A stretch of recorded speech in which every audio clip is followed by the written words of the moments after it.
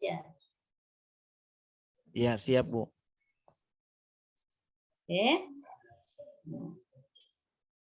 Nah, jadi gitu ya. Jadi kita ini harus bangga tinggal di Nusantara ini ya. Nah, ada yang tahu nggak monumen Katulistiwa itu ada di mana? Jangan cuma kita lewat tapi nggak pernah dilihat itu monumennya. Kalau di Bangkep sih ada monumen tapi monumen perjuangan.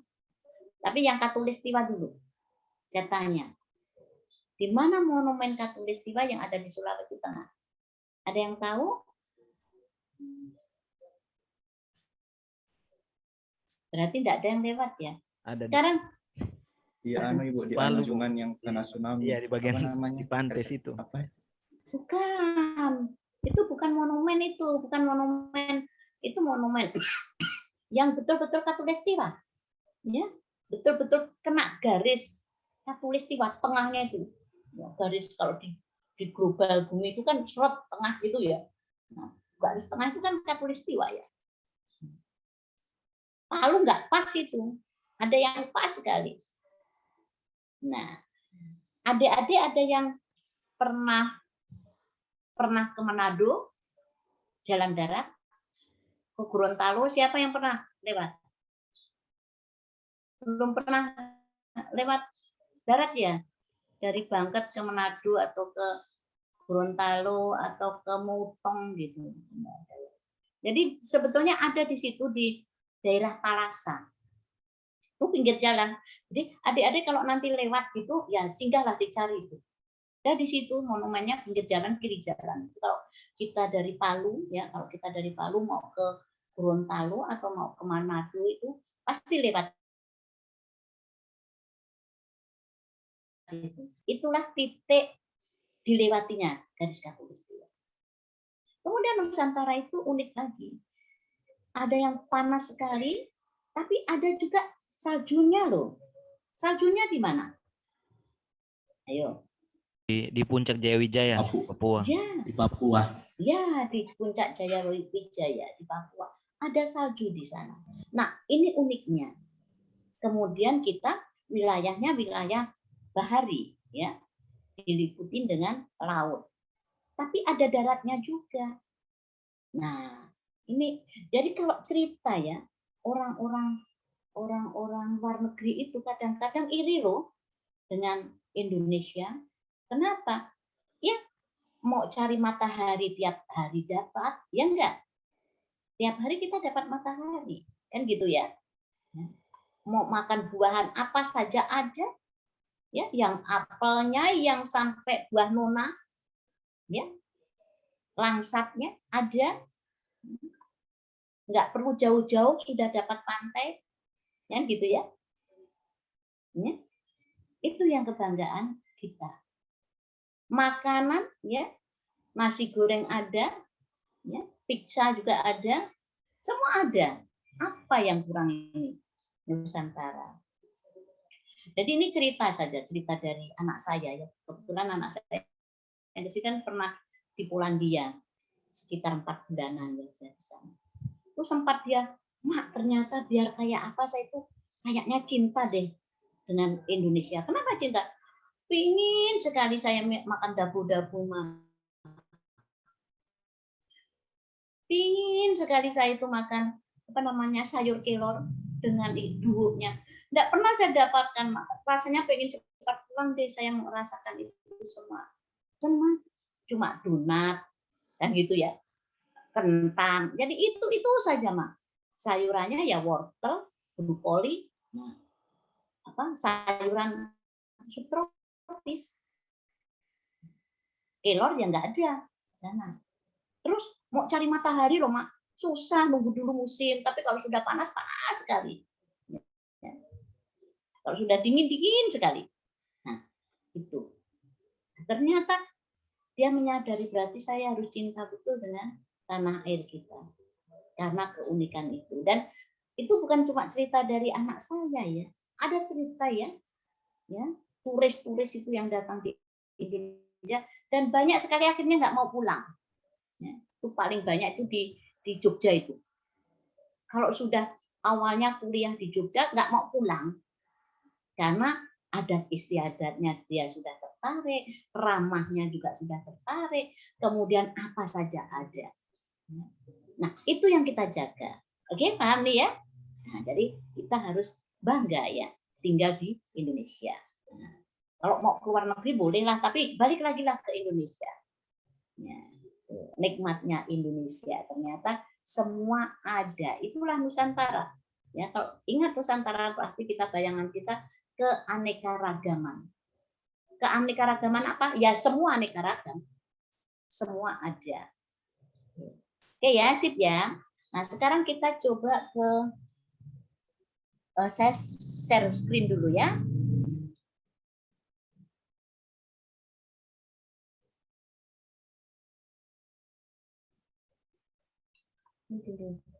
Oh, saya oke.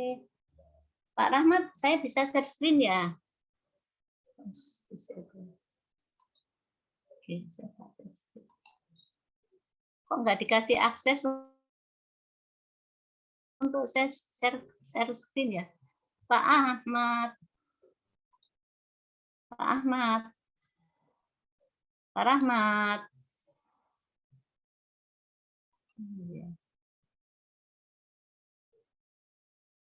Bisa share screen. Pak Rahmat. Nggak diakses ya. Pak Rahmat.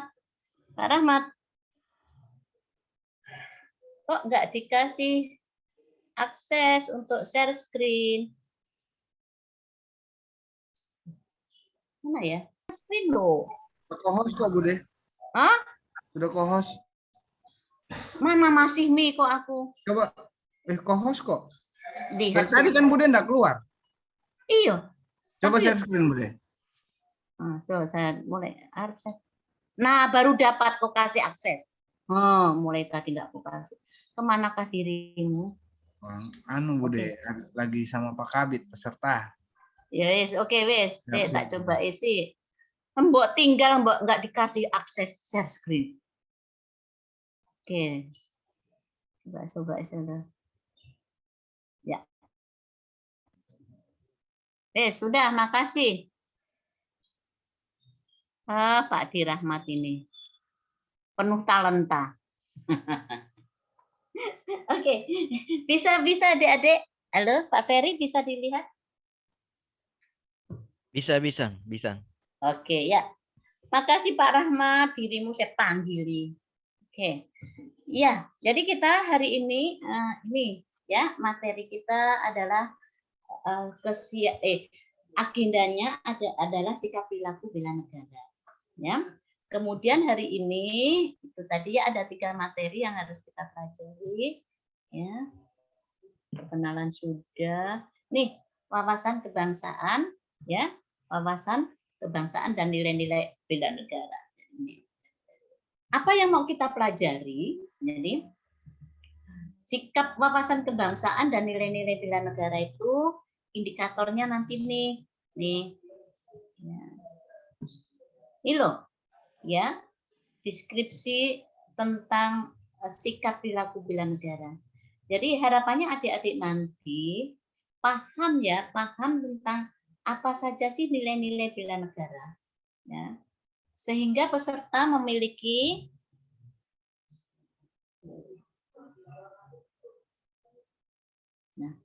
jadi adik-adik nanti diharapkan di setiap langkah kehidupan kita, perilaku kita nanti selalu tercerminkan kepada nilai-nilai bela negara ini.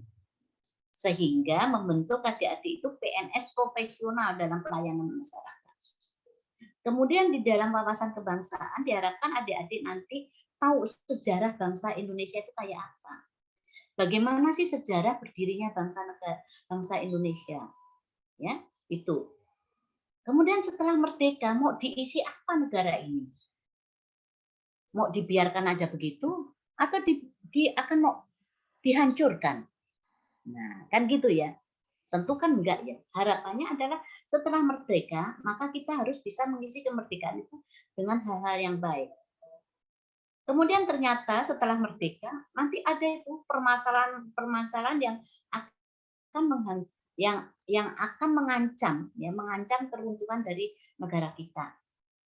Nah, karena ada ancaman-ancaman itu, maka kita disiapkan, ya. Jadi harus sehat jasmani, mental, ya, spiritual, emosional disiapkan secara fisik, ya, secara jasmani, secara fisik, secara mental disiapkan untuk menghadapi semua apa saja yang akan merongrong atau merongrong daripada pembangunan bangsa Indonesia ini. Oke ya, jadi itu. Jadi nanti sekarang kita harus tahu dulu sejarahnya bagaimana sih sampai merdeka itu. Setelah itu merdeka itu mau diisi apa? Kemudian setelah merdeka ternyata ada permasalahan-permasalahan yang akan meruntuhkan bangsa Indonesia. Maka adik-adik harus bisa, ya, menghadapi semua itu dan sebagai pahlawannya. Nah, gitu ya. Untuk menghadapi semua itu, maka adik-adik harus sehat jasmani rohani. Kemudian dengan menerapkan nilai-nilai bela negara, diharapkan nanti adik-adik itu bisa profesional dalam melayani masyarakat. Oke ya, itu. Kita lanjut lagi. Nah, jadi adik-adik coba, ini saya mau putarkan sebuah film ya. Nanti adik-adik harus bisa mengambil dari inti. Setidak-tidaknya adalah yang nyangkut, ya, di benak kita, di pikiran kita tentang Indonesia ini, ya. Jadi semua harus bisa, ya, nanti mengambil kesimpulan atau mengambil dari cerita ini apa ya yang terjadi. Nah, jadi jangan cuma nonton tapi nggak bisa merefleksikan, tidak bisa menjabarkan ada apa di balik itu, nggak merasakan apa yang ada di film itu. Oke ya, semua siap ya. Coba saya putarkan.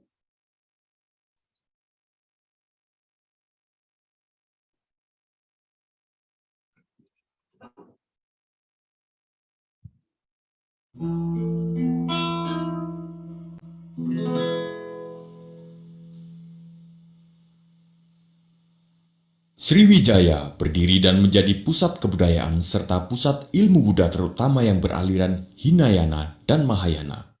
Sriwijaya adalah kerajaan besar Nusantara yang kekuasaannya tersebar sampai ke Kamboja. Majapahit adalah kerajaan besar setelah Sriwijaya. Majapahit berasal dari nama buah maja dan rasanya yang pahit. Buah itu ditemukan anak buah Raden Wijaya.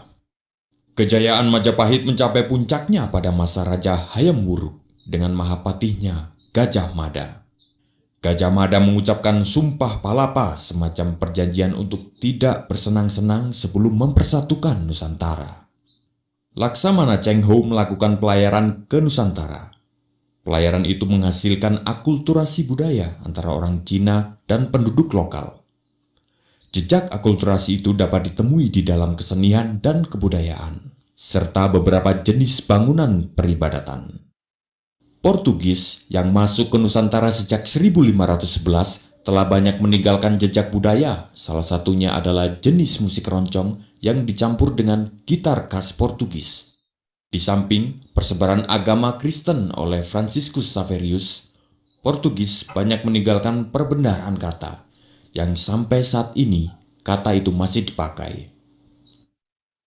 Pada tahun 1595, Belanda pertama kali melakukan pelayaran ke Hindia Timur dengan 4 kapal dan 249 awak kapal di bawah pimpinan Cornelius de Houtman. 1602 Maret terbentuklah VOC. VOC sebenarnya adalah jalan tengah yang ditempuh oleh kerajaan Belanda untuk meredam persaingan tidak sehat antar perusahaan untuk menguasai perdagangan ke Nusantara. Setelah berdiri selama 198 tahun, pada 1 Januari 1800, VOC secara resmi dibubarkan. Pembubaran VOC ini disebabkan oleh banyak hal. Salah satunya adalah adalah korupsi di dalam VOC sendiri. Melalui perjanjian Kew, Belanda menyerahkan kekuasaan bekas jajahannya ke kerajaan Inggris. Kemudian Thomas Stamford Raffles dipilih menjadi perwakilan Inggris di Jawa. Ia kemudian menulis buku yang fenomenal, yaitu History of Java. Pada tahun 1825, Perang Pangeran Diponegoro berlangsung dan berakhir pada tahun 1830. Diponegoro datang dalam sebuah perundingan yang digagas Belanda. Namun, beliau kemudian ditangkap dan diasingkan ke Manado lalu dipindah ke Makassar hingga wafat. Mei 1908, berdirilah organisasi modern pertama yang didirikan oleh Dr. Sutomo, Dr. Cipto Mangunkusumo, Dr. Rajiman Wediodiningrat, dan Dr. Wahidin Sudirohusodo. Organisasi itu bernama Budi Utomo. Sarekat Dagang Islam didirikan pada tahun 1910 oleh Tirto Di Suryo. Sebelumnya, pada tahun 1903, ia berhasil mendirikan surat kabar pertama dengan nama Sunda Berita, yang didanai dan dijalankan oleh orang pribumi. Tahun 1911, Haji Samanhudi, seorang pedagang batik dari Surakarta, mendirikan Sarekat Dagang Islam di Surakarta. Di Surabaya, HOS Cokroaminoto mendirikan cabang dan segera menjadi besar dan meluas di bawah pimpinan Cokroaminoto. SDI kemudian berubah nama menjadi Sarekat Islam. Pada tahun 1911, EFE Dowisdekker atau Setiabudi, Cipto Mangunkusumo, Suwardi Suryadiningrat atau Ki Hajar Dewantoro mendirikan Indisci Party. Tahun 1912, Kiai Haji Ahmad Dahlan mendirikan organisasi Islam modern pertama, yaitu Muhammadiyah atau Jalan Muhammad. Organisasi ini memberikan pengaruh besar hingga saat ini. Pada tahun 1927, tanggal 4 Juli, Soekarno dan Al-Gemini Study Club mendirikan Partai Nasional Indonesia. Munculnya organisasi adalah penanda bagi perjuangan yang mengedepankan nasionalisme. Puncaknya adalah Sumpah Pemuda, Oktober 1928. Tokohnya adalah Muhammad Yamin. Pada bulan Maret 1942, Jepang menangkap Gubernur Jenderal Belanda. Saat itu pula runtuhlah kekuasaan Belanda. Jepang masuk dengan slogan Saudara Tua, Cahaya dari Timur. Bulan Maret 1945, Jepang membentuk Badan Penyelidik Usaha Persiapan Kemerdekaan Indonesia sebagai upaya pemberian kemerdekaan. 1 Juni, Soekarno mengemukakan dasar negara Pancasila, 5 dasar yang akan menjadi falsafah resmi Indonesia merdeka. 15 Agustus, Jepang menyerah tanpa syarat. Setelah sekutu membom Hiroshima pada 6 Agustus 1945. Pada saat itu terjadi kekosongan kekuasaan karena sekutu yang mengalahkan Jepang tidak melakukan penaklukan terhadap Indonesia. Sementara itu Jepang masih berkuasa, namun telah menyerah. 16 Agustus, Soekarno-Hatta diculik para pemuda dan dibawa ke Rengas Dengklok.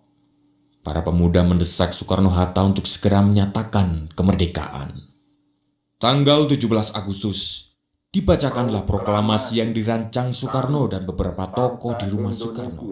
Dikibarkanlah bendera merah putih yang dijahit oleh Ibu Fatmawati, istri Soekarno. Hal-hal yang mengenai pemindahan kekuasaan dan lain-lain diselenggarakan dengan cara saksama dan dalam tempo yang sesingkat-singkatnya. Jakarta, 17 Agustus 1945, atas nama bangsa Indonesia, Soekarno-Hatta. Oke, ya, adik-adik sudah melihat itu semua, ya kan? Ya, coba kita silahkan memberikan, tunggu, saya tutupnya dulu, ya. Oke. Silakan adik-adik menyampaikan apa ya yang didapat. Itulah ternyata Indonesia itu sebelum merdeka. Ya, silakan. Ayo, siapa yang mau menyampaikan? Resen ya.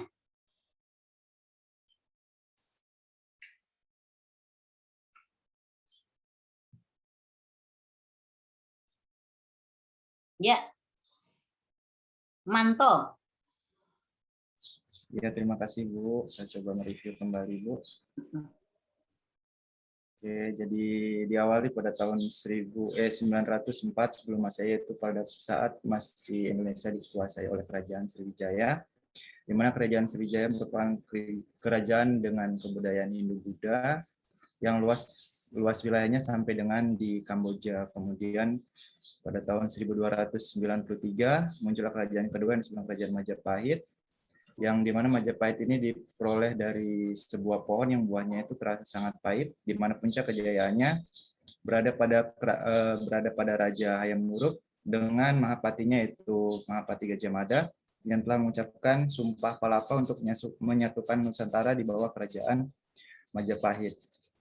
Kemudian pada tahun 1434 mulai masuknya Cheng Ho, sehingga terjadi akulturasi atau percampuran budaya antara budaya Indonesia dengan budaya Tionghoa. Kemudian 1911 masuklah Portugis pertama kali ke Indonesia, mungkin tepatnya di Maluku kalau nggak salah. Kemudian terjadilah perpaduan budaya di mana muncul namanya musik keroncong, kemudian munculnya agama Kristen, kemudian mulai muncul pembendaharaan kata-kata baru. Kemudian 1595 Belanda masuk pertama kali di Indonesia dibawa oleh Cornelius de Houtman. Kemudian pada tahun 1602 VOC mulai menguasai perdagangan yang ada di Indonesia. Kemudian setelah 190 tahun berkuasa VOC di Indonesia, VOC dibubarkan akibat dari korupsi yang dilakukan oleh anggotanya sendiri. Kemudian setelah itu di tahun 1811 sampai dengan 1816 itu kekuasaan dipindahkan ke Inggris, di mana yang memegang kekuasaan pada saat itu Thomas siapa saya lupa namanya Ibu. Kemudian di 1825 sampai dengan 1830 terjadi perang pertama di Ponegoro, kemudian di mana Raja Ponegoro diasingkan ke Manado, kemudian kembali diasingkan lagi ke Makassar hingga akhir hayatnya. Kemudian pada tahun 1908 Dr. Sutomo dan kawan-kawannya mendirikan sebuah organisasi yang disebut dengan Organisasi Budi Utomo. Kemudian 1910 terbentuknya suatu serikat yang disebut dengan Serikat Perdagangan Islam. Kemudian di 1912 terbentuknya suatu organisasi yang disebut dengan Muhammadiyah. Kemudian 1928 terjadi Sumpah Pemuda untuk pertama kalinya yang dipimpin oleh Muhammad Yamin dan kawan-kawan. Kemudian di 1942 itu awal masuknya Jepang ke Indonesia. Kemudian di 1945 Jepang membentuk suatu badan yang disebut dengan Badan BPUPKI, di mana tujuannya adalah untuk membantu Indonesia merdeka. Kemudian pada 1 Januari kalau nggak salah itu Soekarno menyampaikan dasar-dasar Pancasila. Kemudian pada 8 Agustus 1945 itu Jepang menyerah kepada Sekutu akibat dibomnya Hiroshima Nagasaki. Di 16 Agustus Soekarno diculik ke Rengas Dengklok, diasingkan oleh pemuda untuk didesak memerdekakan negara Indonesia.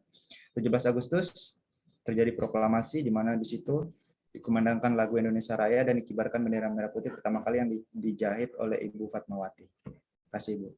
Oke, mantap ya, terinci gitu ya. Nah, ada lagi yang mau menambahkan? Silakan. Tentang film tadi. Silakan. Ya, Tris.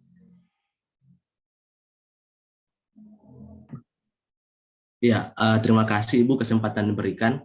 Mungkin saya tidak akan merinci sama seperti yang disampaikan oleh Pak IGD tadi, tapi saya menarik satu kesimpulan yang besar bahwa melalui film singkat yang diputarkan oleh Ibu tadi, Indonesia itu merdeka bukannya semata-mata pemberian, tapi butuh perjuangan dan proses yang sangat panjang. Saya bagi menjadi 3 bagian. Yang pertama itu mulai dari zaman sejarah ya, kerajaan, Terus di situ selanjutnya masuknya negara-negara asing ke tanah Indonesia dan atau Nusantara. Selanjutnya itu Indonesia atau tokoh-tokoh waktu itu, para pejuang, benar-benar berjuang untuk menghadapi situasi yang sangat sulit ini. Dan kita tahu bahwa situasi seperti ini kalau kita sekarang mungkin kita akan ketelodoran untuk menghadapi situasi seperti itu, tapi mereka memang benar-benar berjuang sehingga sampai di titik di mana Soekarno membacakan teks proklamasi. Dan sampai di titik itu saja sebenarnya perjuangan Indonesia masih belum selesai. Masih ada perebutan Irian Barat, sehingga dibangunnya monumen-monumen Trikora di beberapa titik itu. Dan jadi yang saya garis bawahi penting bahwa kita sebagai calon ASN menarik satu kesimpulan besar bahwa perjuangan Indonesia itu sangat panjang, sehingga kita sebagai ASN tidak boleh hanya memandang sebelah mata hal-hal seperti ini. Itu sih dari saya, Ibu. Terima kasih. Oke, makasih Tris.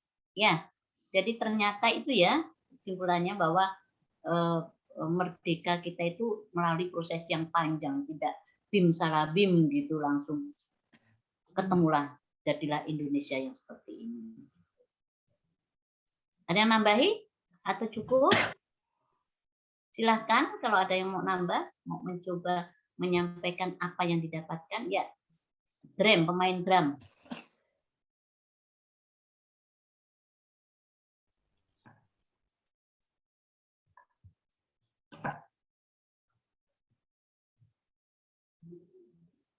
Lo nggak kau buka suaramu, yo nggak dengar kok. Dreamer. Nah. Siap-siap Bu, salah lah. Biasa kan hari-hari pertama masih begini, lama-lama kan sudah pinter. Oke. Jadi lupa saya. Terima kasih atas kesempatan yang diberikan, Bu. Saya hanya ingin menambahkan sedikit tentang apa yang saya rangkum dari film tadi. Kalau kita lihat perjuangan kemerdekaan Indonesia itu terbentuknya karena ada pembentukan organisasi yang dibentuk oleh baik Jepang atau Indonesia. Salah satunya adalah Budi Utomo, Serikat Dagang Islam, Indes Partij, Muhammadiyah, pembentukan Partai Nasional Indonesia, dan yang paling penting itu Sumpah Pemuda. Dan di sini saya akan memuji dari keberanian daripada Soekarno. Pada saat itu kan beliau dipaksa, diculik oleh pemuda di bawah Rengas Dengklok, dipaksa untuk memerdekakan Indonesia di saat sedang genting atau sedang perang. Itu saya rasa kalau misalnya dapat orang-orang tertentu, orang-orang lain yang penakut, dia tidak akan berani untuk memerdekakan Indonesia. Sebab posisi pada saat itu Indonesia masih tertekan oleh Jepang. Itu saja, Bu. Terima kasih. Oke, ya, makasih.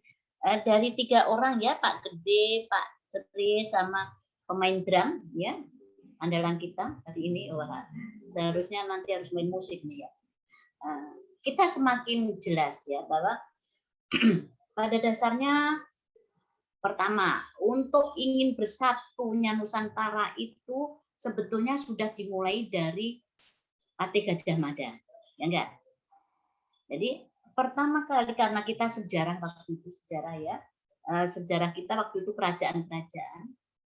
Kemudian ternyata Patih Gajah Mada waktu itu di Majapahit ya, dia sudah memberikan sumpahnya yang namanya Sumpah Palapa. Nah, Sumpah Palapa sampai ya Gajah Mada juga dipakai perguruan tingginya, kemudian Palapa dulu kan juga dipakai ya sebagai apa itu. Nah, di Sumpah Palapa itu Patih Gajah Mada bilang bahwa saya tidak bisa hidup bersenang-senang sepanjang Nusantara ini belum bersatu. Jadi mulai dari Patih Gajah Mada itu sebetulnya sudah ada niat bangsa Indonesia itu untuk bersatu melawan penjajah. Kemudian setelah itu tadi si Sumpah Pemuda, ya kan? Sumpah Pemuda itu yang terdiri dari ya Yongjapa, pemuda-pemuda yang dulu dibilang Yongjapa, Yong Ambon, ya, Yong Selebes, Yong mana lagi? Yong pemuda-pemuda pemuda-pemuda yang ada di Nusantara ini bersatu melakukan sumpahnya, ya. Sumpahnya hampir sama dengan si Patih Gajah Mada. Sumpahnya apa? Berbahasa satu, bahasa Indonesia, ya kan? Bertanah air satu, tanah air Indonesia. Berbangsa satu, bangsa Indonesia. Mereka menyatu.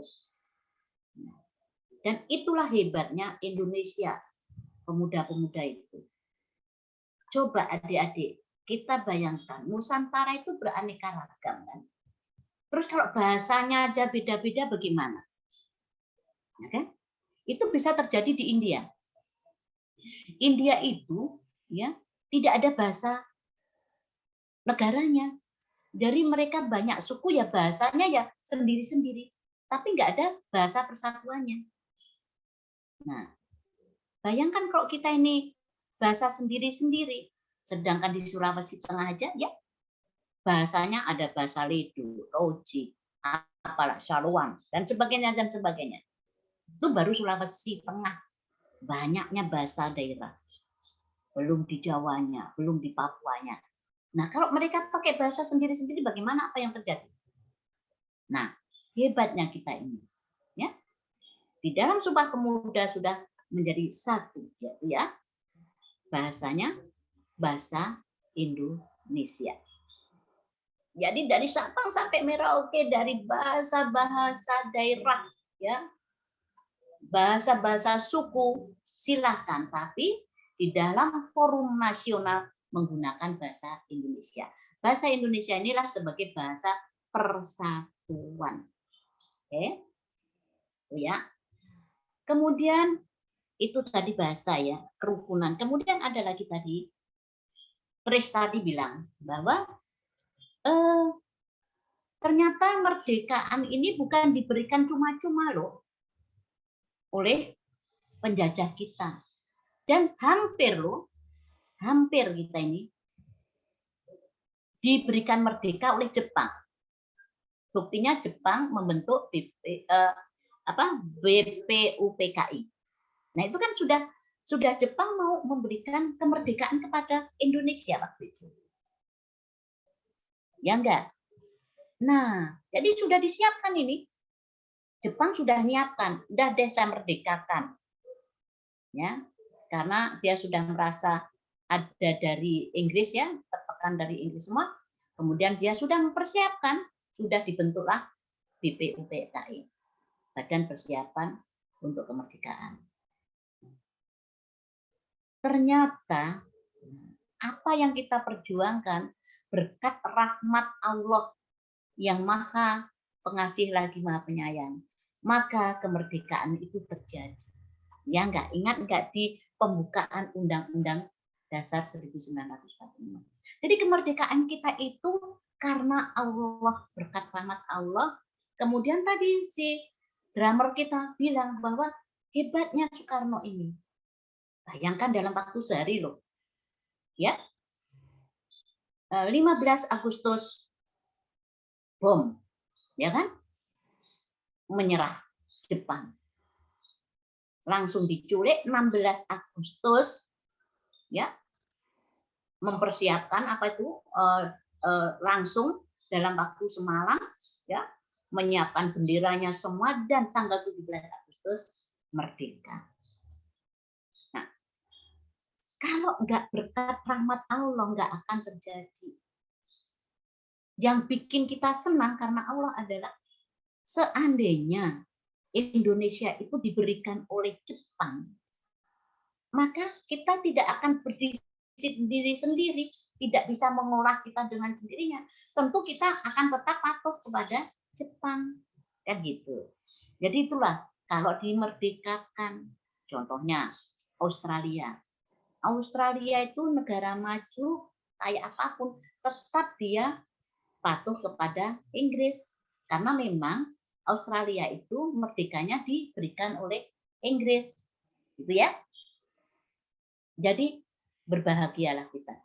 Kita tidak dimerdekakan, tapi karena merdeka dengan perjuangan-perjuangan tadi. Ya, sampai di Ponegoronya ya, di Ponegoronya dibuang di Manado, kemudian dibuang di Makassar. Ya. Jadi sampai meninggal di Makassar. Ada orang Makassar di sini? Halo? Ada orang Makassar di sini? Jangan sampai. Nah, Hairati. So tahu makannya di Ponorogo? Iya Bu, tahu Bu. So pernah ke sana? Cuman lewat Bu, belum sempat. Cuma lewat doang. Iya. Nah, padahal itu yang membawakan merdeka. Jadi pertama kan saya melihat sejarah ini, Bude itu melihat sejarah. Oh, di Ponorogo itu dimakam di Makassar yo. Jadi pertama saya injak Makassar, waktu itu ada tugas ke Makassar. Saya minta panitianya tunjukkan. Saya pingin lihat itu. Itu dulu yang saya lihat. Karena kita menghargai pejuang-pejuang ya. Sampai beranak bercucuk di situ loh ya. Keturunan di Ponorogo itu sudah banyak di sana. Nah, saya datang itu dulu. Ya sekedar ziarah kubur lah. Oh ini ya makamnya di Ponorogo. Ini ya yang mengantarkan salah satu yang mengantarkan Indonesia itu merdeka. Tuh kita datangi dulu, nanti Hairati jangan cuma ke mall saja. Jadi kalau ke Makassar jangan ke mall, belanjanya dulu. Ya. Cari dulu lah pejuang-pejuang bangsa. Nah, kemudian setelah merdeka ya. Kemudian akhirnya itu tadi ternyata Indonesia nggak bisa lah jalan tanpa landasan. Maka 1 Juni ya disampaikanlah dasar sudah dibuat itu dasar negara kita yaitu Pancasila. Makanya 1 Juni adalah kita peringati kesaktian Pancasila. Ya. Tuh. Dasar kita itu. Nah, harapannya setelah merdeka semua yang ada di Indonesia itu setiap perilakunya, tingkah lakunya selalu berdasarkan dengan sila-sila kelima Pancasila itu. Itu loh. Ya, maksudnya begitu. Nah, ternyata setelah merdeka masih ada lagi tadi ya, perjuangan sampai ada Trikora. Nah, tuh orang Bangka nggak pernah lihat monumen Trikora, ya sungguh terlalu. Ada yang belum lihat monumen Trikora? Nining, sudah pernah lihat, Ning? Sudah, Bu. Udah ya, jangan sampai, Bu, saya ini asli Bangkep. Di mana monumen Trikora? Nggak tahu. Aduh deh. Ningsi pernah ke monumen Trikora? Pernah Bu. Oh, syukurlah. Alhamdulillah berarti pernah. Tapi si Rati dulu, Rati pernah belum? Pasti belum lagi nih. Belum kan? Iya. Ya tuh. Aduh, Rati ini belum ke makam di Ponorogo, belum ke Trikora. Nah, padahal ada di Bangkep loh. Ya. Hari Minggu usahakan jalan-jalan deh, kalau ada waktu ya. Lihatlah itu monumen Trikora, itu sejarah loh ya, sejarah ya perjuangan bangsa Indonesia. Oke ya, dipaham ya. Nah, sekarang kita lanjut ya. Berarti kita sudah paham. Nah, sekarang bagaimana sih Indonesia ini bisa terbentuk? Saya share screen lagi.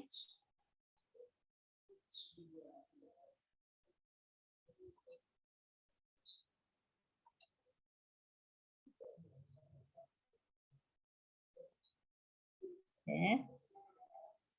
Kita coba.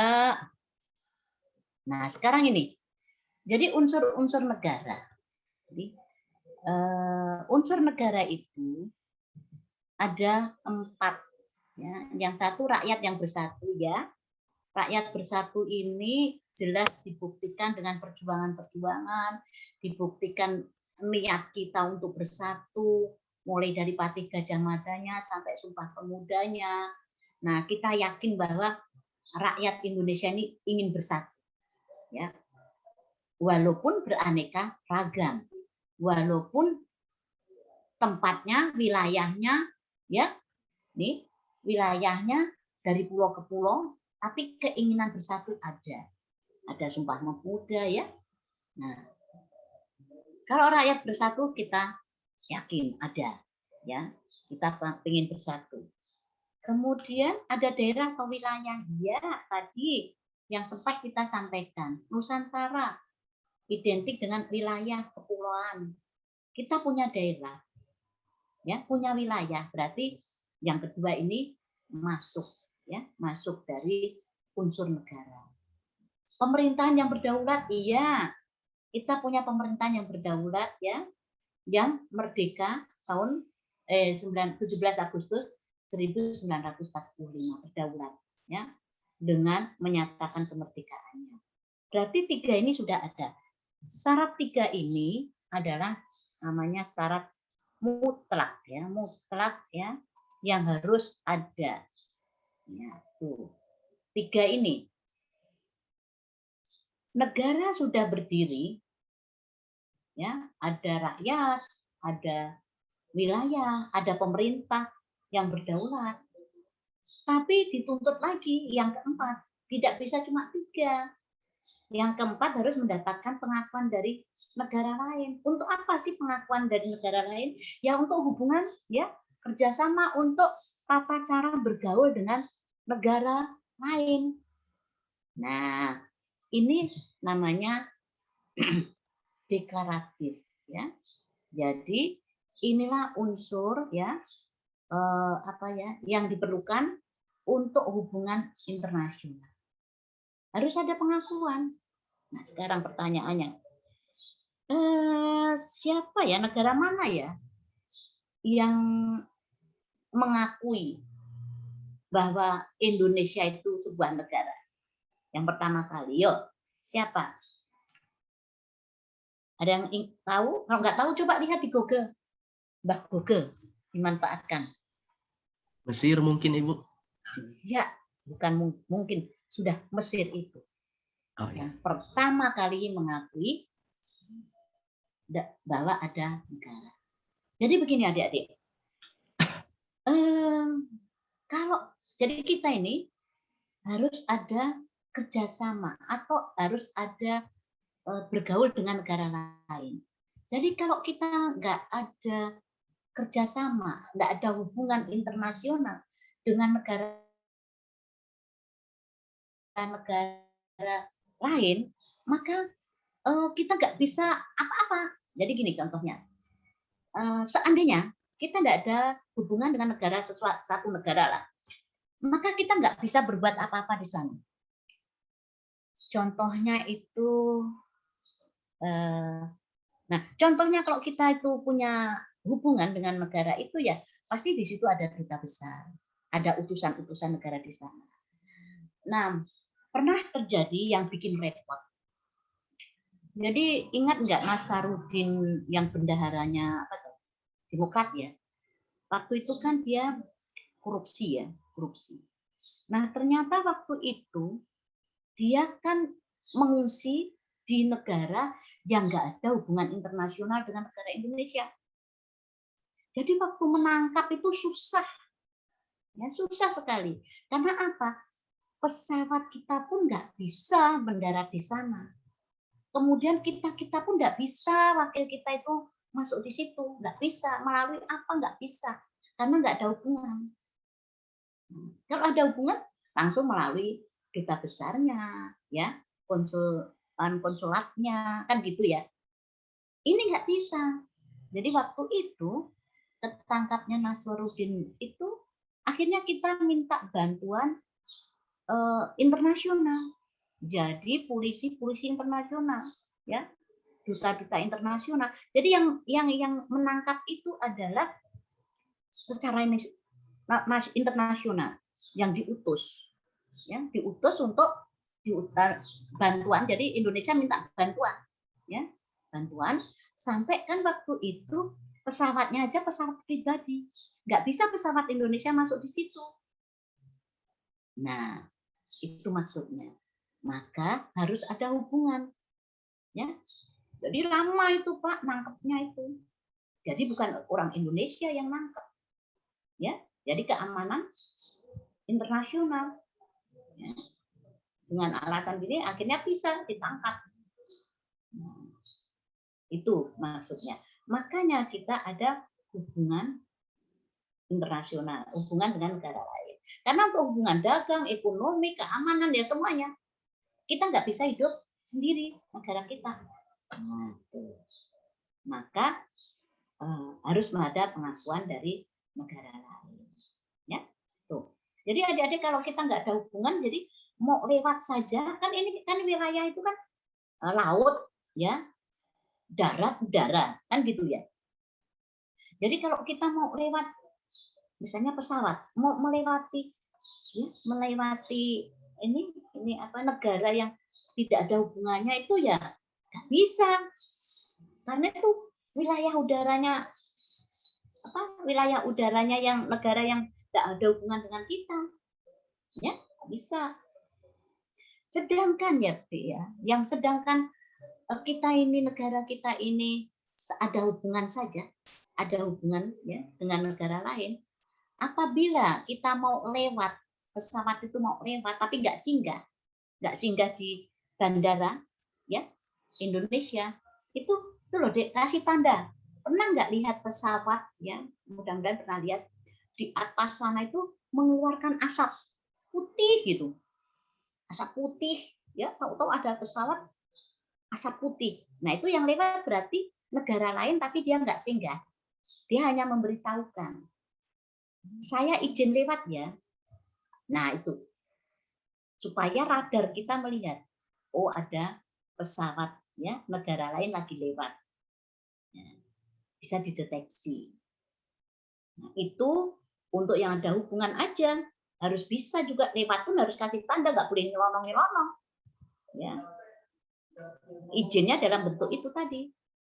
Kan pernah tak, wih ada pesawat kecil tapi kok masaknya. Nah itu dia lewat, tapi bukan pesawat Indonesia, pesawat negara orang lain, dan dia tidak singgah, hanya lewat saja. Tuh, itu ada tandanya. Itu pun yang sudah ada hubungan, apalagi yang nggak ada hubungan nggak boleh lewat. Ya, tuh. Nah, itu ya. Jadi unsur 4 ini harus ada. Ya, oke. Nah, Indonesia sudah terbentuk. Kemudian jangan lupa ini landasan kita tuh. Jadi landasan kita adalah inilah ya landasan untuk kehidupan kita sehari-hari, harus berperilaku, bertingkah laku sesuai dengan apa yang ada di Pancasila. Oke, nah coba saya tes dulu deh, jangan sampai nanti ada yang lupa-lupa ya. Coba saya tes, misalnya saya sebut gambarnya gitu, gambar ini 5 ini, kemudian adik-adik jawab sila keberapa, bunyinya apa. Saya tes, semua dibuka mikrofonnya supaya saya tahu ada suara yang beda gitu. Ya, oke. Paham ya? Nyebutnya adalah apa tadi? Sebutkan silanya, ya, sila keberapa. Habis itu bunyinya apa? Oke, siap? Yopi dibuka mute-nya, Gede dibuka mute-nya. Siti Asdianti dibuka, Pipin dibuka, Nining dibuka, drummer dibuka, ya. Siapa lagi yang belum dibuka ya? Oke. Ayu Neng sudah ya, semua sudah dibuka. Oke, kita coba, ya kita coba sama-sama. Nah, sekarang kalau pohon beringin, ayo. Persatuan Indonesia. Sila keberapa? Sila ketiga. Apa ini? Betul ya? Yakin ya? Ya. Yakin. Ya, sila ketiga berarti apa isinya? Persatuan Indonesia. Persatuan Indonesia. Bahwa Indonesia itu untuk mencapai ya, mencapai kesejahteraan, ya, kemudian mencapai tujuan bangsa, maka kita harus selalu bersatu, maksudnya ya bersatu. Tapi kalau untuk COVID, menghadapi COVID, ya jangan bersatu, berubah ya, bersatu malah berpenyakit, bercerai kita malah sehat, kan gitu ya. Bersatu dalam melawan penjajahan bersatu untuk menuju kesuksesan ya masyarakat adil dan makmur. Oke. Kemudian sebutkan silanya dulu ya, jangan langsung isinya, silanya dulu. Ya. Kalau kepala banteng Sila keempat. Sila keempat. Kerakyatan. Sila keempat ya. Kerakyatan Yang dipimpin oleh hikmat kebijaksanaan dalam permusyawaratan perwakilan. Permusyawaratan perwakilan. Oke.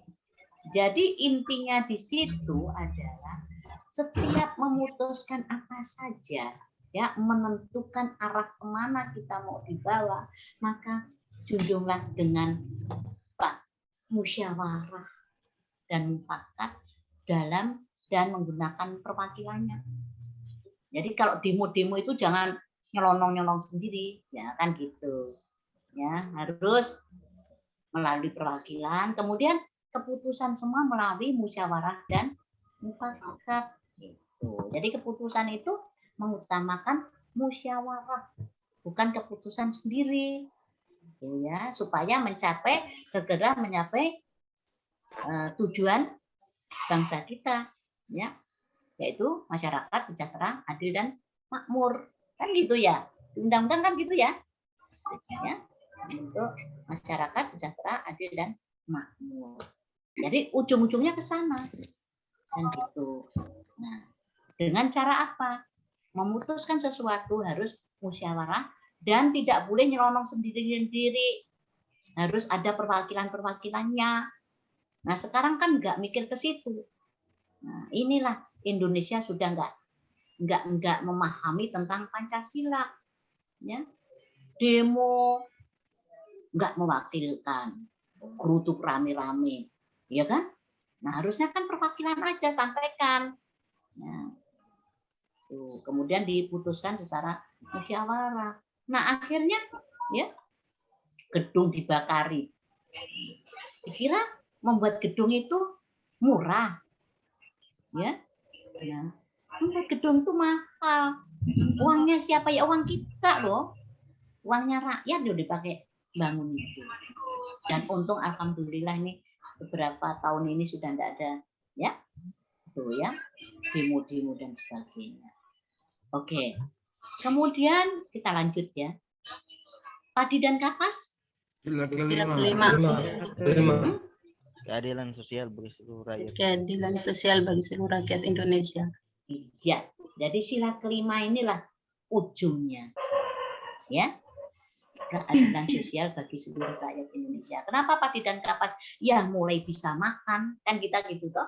Harapannya bisa makan. Yang dulu mungkin ya dulu itu makan itu barangkali cuma sehari 2 kali, sekarang bisa 3 kali, ya bisa makan yang bergizi kan gitu tuh. Kenapa padi dan kapas? Dan harapan terakhir itu. Kemudian kapas, ya kita sandang pangan itu loh, kebutuhan pokok kita itu bisa terselesaikan. Jadi hidup kita yang dasar pokok itu selesai tuntas. Jadi kalau cuma untuk beli baju, ya untuk makan itu tidak susah lagi harapannya. Ya. Jadi kebutuhan dasar kita tidak susah. Ya. Semua bisa makan dengan enak, semua bisa berpakaian dengan baik. Maka gambarnya padi dan kapas. Bukan padi dan mobil. Kan gitu ya. Nah, ada ya. Kemudian kalau bintang sila pertama. Ya, apa itu? Tuhanan yang Maha Esa.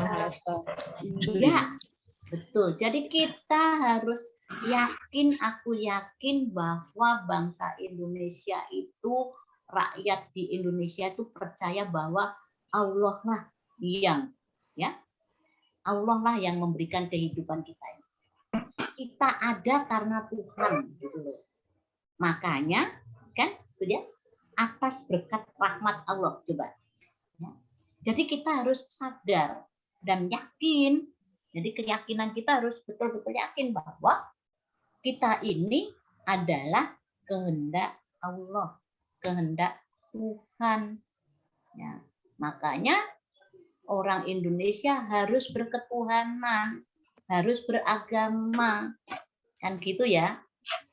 Karena semua yang ada ya di dunia ini atau di Indonesia, apapun yang terjadi karena kehendak Allah. Itu ya. Dan itu kenapa harus bintang? Ya itu nomor satu. Bintang nomor satu. Karena kita meyakini bintang itu ciptaan Allah. Kan gitu. Ya. Sampai ada lagunya, bintang kecil di langit yang tinggi. Coba itu. Kemudian terakhir, ciptaan Tuhan. Ya enggak? Makanya enggak ditaruh di situ Camry. Wah, mobil Camry. Wah, enggak. Ya. Nah, maka ditulislah bintang. Karena semua yakin bahwa apa yang ada di Indonesia ini, di bumi ini adalah ciptaan Tuhan. Ya. Alam yang berlimpah ini juga karena Allah. Ya. Orang-orang yang beraneka ragam suku ini juga karena Allah. Dan kemudian tujuan kita adalah bagaimana kita mencintai sesama ciptaan Allah, kan gitu kan? Kemudian yang terakhir apa? Rantai. Sila kedua. Sila kedua. Ya, sila kedua apa? Kemanusiaan yang adil dan beradab. Iya, kemanusiaan. Jadi kita harus bisa menjaga, ya, mempunyai rasa kemanusiaan gitu, memanusiakan manusia, gitu kan? Ya. Jadi semua yang kita lakukan itu harus punya perasaan, ya.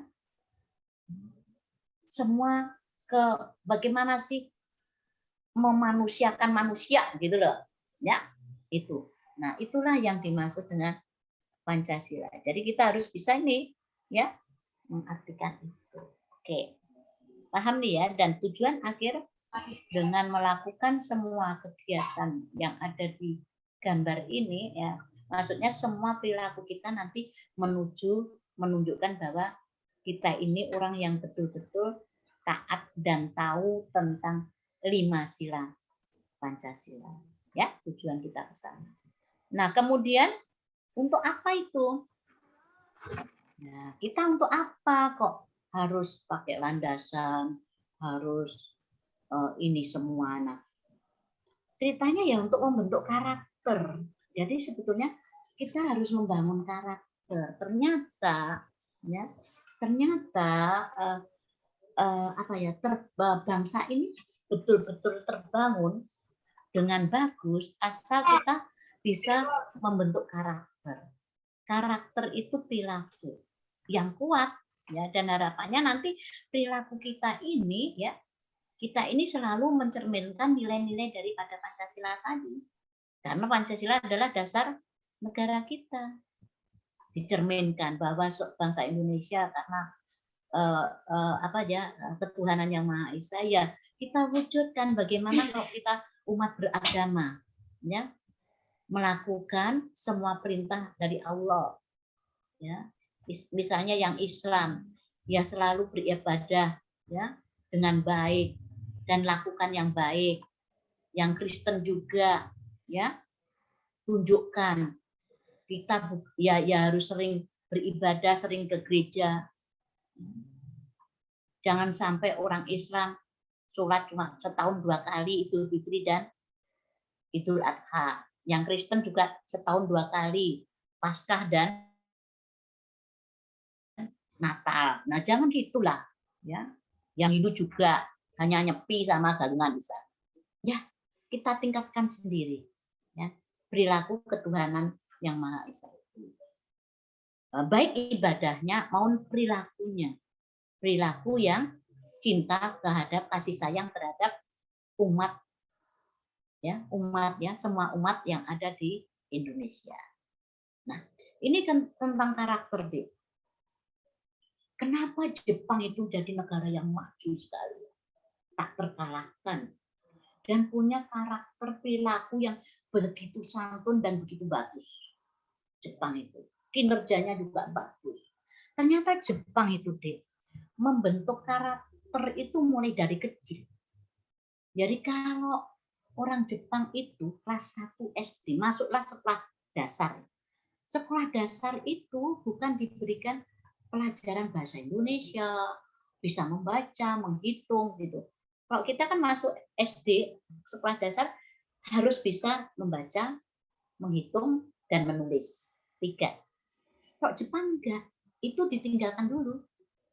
Dia membentuk karakternya bagaimana membuang sampah, bagaimana antri yang benar, bagaimana menghargai, saling menghargai kerukunan sesama teman, ya, bagaimana bekerja ya dengan baik.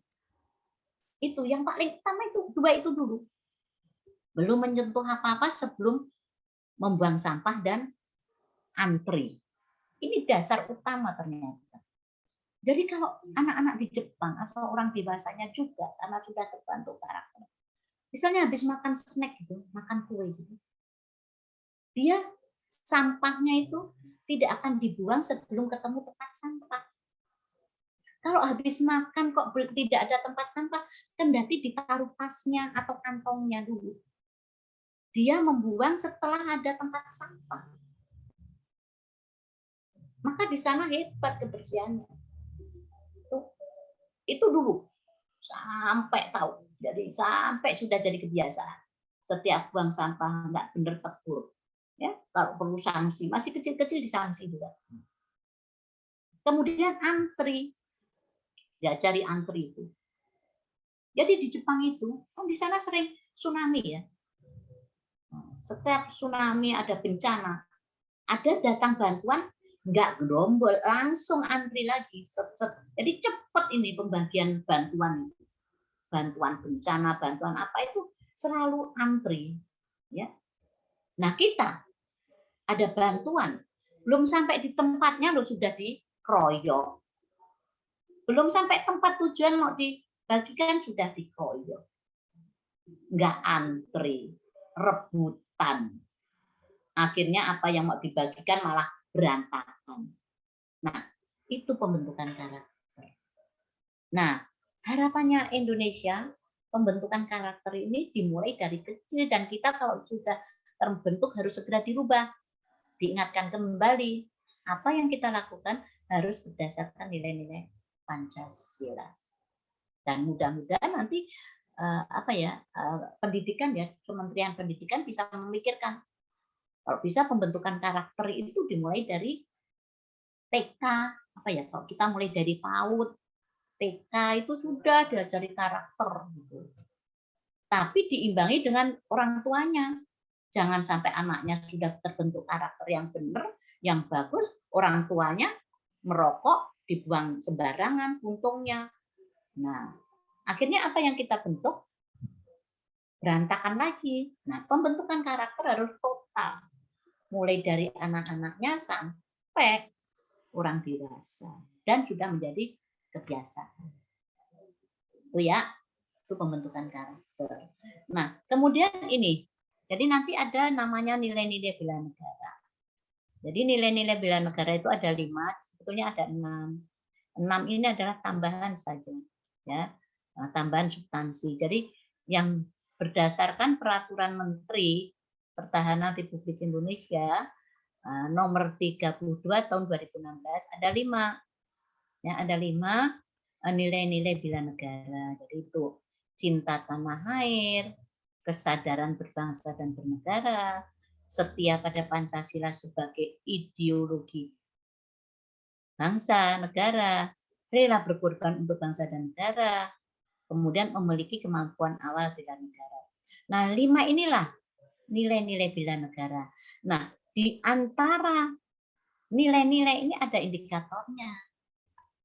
Contohnya misalnya, cinta tanah air itu wujudnya kayak apa sih? Contohnya ini, tidak melakukan tindakan dan perbuatan yang melawan hukum, beretika. Kemudian bangga terhadap bahasa Indonesia, bendera merah putih, lagu kebangsaan, ya, serta simbol-simbol negara. Itu wujud cinta tanah. Ikut serta dalam mengharumkan nama bangsa dan mengangkat martabat bangsa. Ini wujud ya, wujud perilaku dalam bela negara. Cinta tanah air. kemudian bangga terhadap produk ya, terus menjalankan kerja profesional, berbakti aktif dan sebagainya. Nah, nilainya nanti di sini nih ya, cinta tanah air itu ada 6 ini indikatornya ya, mencintai, menjaga dan melestarikan lingkungan hidup. Ya, bagaimana wujudnya? Adik-adik kok coba wujudnya adik-adik mencintai, menjaga dan melestarikan lingkungan hidup. Ya contohnya misalnya ya kita tidak mendebang pohon sembarangan, ya semena-mena, tapi selalu berusaha menanam pohon. Ya, sebelum menebang harus ada tanamannya dulu. Jadi kalau saya dengan Pak D itu semua tanaman saya tanam. Pokoknya hobi sekali menanam. Nanti kalau sudah besar, menanam ini kan lama. Tumbuhnya ini kan lama. Kita tanam saja. Nanti kalau sudah nggak suka, kok kayaknya kok terlalu rimbun, maka dipotong. Ya. Jadi tinggal kita pilih mana yang kita pelihara. Itu. Jangan sekali-kali potong habis, nggak ada penggantinya. Jadi kita sudah pikirkan, ini nggak bagus ini tanaman ini. Tapi sebelum kita potong, saya sudah menanam dulu. Apa penggantinya ini? Nah itu hobi kami, selalu menanam. Tinggal pilih. Jadi kapan itu kita pokoknya menanam sirsak, buah nona, kelengkeng, jambu dan sebagainya. Tanaman-tanaman saya tanam semua. Tinggal saya pilih. Oh ini sambil mengatur jaraknya. Karena kalau terlalu rimbun juga nggak akan sehat. Tapi harus ada tanaman. Nah itu contohnya. Berarti kalau adik-adik menjaga lingkungan hidup, menjaga kebersihan, ya, menanam pohon, itu sebetulnya sudah masuk di cinta tanah air, di indikator yang pertama. Ya, mencintai, menjaga, dan itu. Kemudian ada 2 itu. Menghargai dan menggunakan karya anak bangsa. Wujudnya apa? Adik harus tahu. Berarti aku melakukan apa ya untuk cinta tanah air yang nomor 2. Kemudian nomor 3, menggunakan produk dalam negeri. Ya, untuk wujud saya cinta tanah air menggunakan produk dalam negeri ya, semua baju yang saya pakai adalah produk dalam negeri. Nggak ada baju-baju produk luar negeri, sampai tas-tas ya. Tas yang saya pakai itu semua nggak ada yang branded-brandedan. Semua produk dalam negeri. Hanya ada satu, Budi punya tas branded itu. Itu ya karena oleh-oleh dari anakku yang di Polandia itu. Kebetulan sempat di Perancis, hanya satu.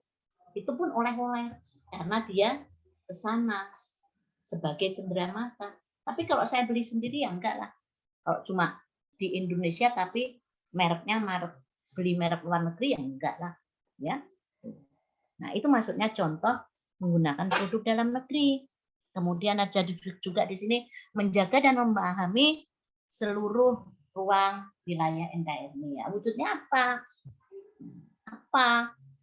Ya, harus jadi itu. Kemudian menjaga nama baik bangsa negara. Ya, setiap kita ke negara lain jagalah. Kita jadi utusan apa saja ya ke luar negeri, maka jaga nama baik bangsa Indonesia ini. Kemudian mengenal wilayah tanah air tanpa rasa fanatisme. Ya ini yang nomor 6 ya. Jangan mengerjakan sesuatu bekerja sama dengan orang untuk mengerjakan sesuatu yang berguna dengan negara, selalu melihat kedaerahan. Dikasih tugas, nggak usah Jo, dia kan bukan sesama orang Bugis, kan dia juga bukan orang Jawa, kan dia kan bukan orang Bangkep, kan dia bukan orang Bali. Jangan itu. Kalau kita selalu fanatisme, kedaerahan, kapan kita maju? Kapan kita bergerak? Setiap gerak selalu tidak satu suku. Nah, terus bagaimana? Yang orang-orang Bali kumpul jadi satu, nggak mau ditemani orang lain, ya. Demikian juga orang Bugisnya, demikian juga orang Bangkepnya sendiri. Tidak usah, ya. Kita pakai orang-orang kita sendiri. Loh, kita ini kan hidup di Indonesia katanya tadi beraneka ragam. Tadi kan Nusantara beraneka ragam. Jadi keanekaragaman itu justru untuk memperkuat tujuan bangsa Indonesia tadi, masyarakat adil makmur sejahtera, kan gitu ya, menghantarkan rakyat Indonesia. Tuh. Nah, kemudian ada lagi nih kesadaran berbangsa dan negara.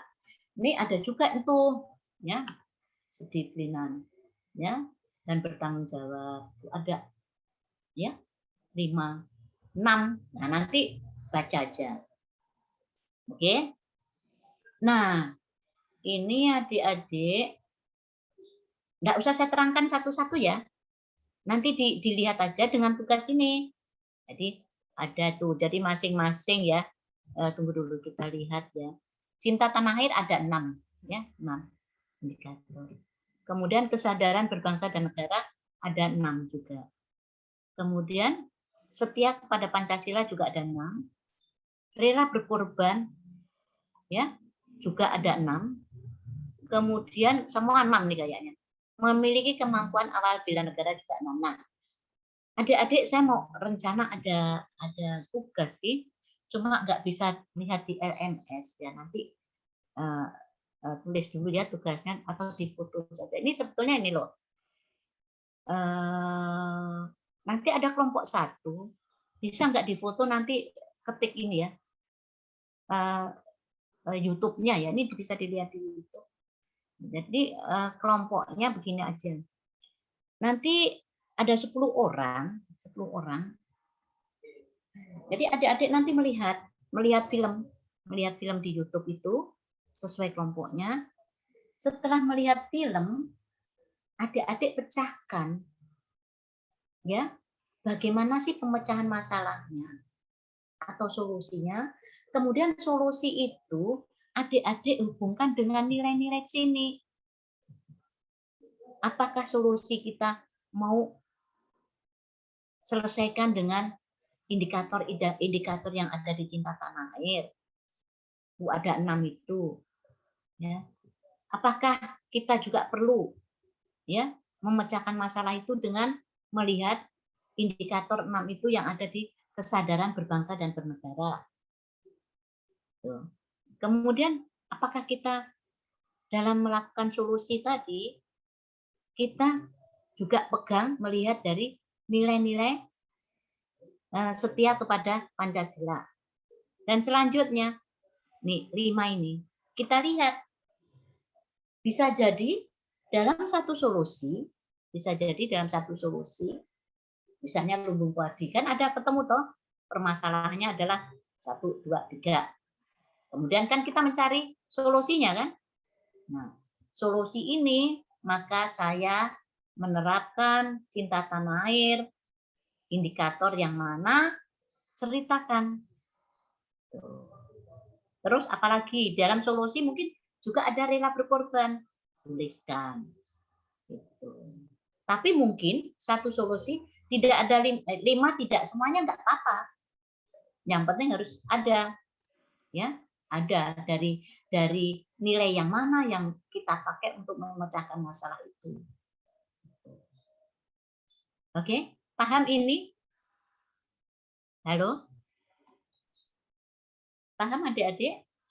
Iya, paham. Nah, sekarang saya mau karena mau nanti difoto aja ya tuh tugasnya. Saya maaf Bu, boleh ditampilkan slide sebelum ini link YouTube?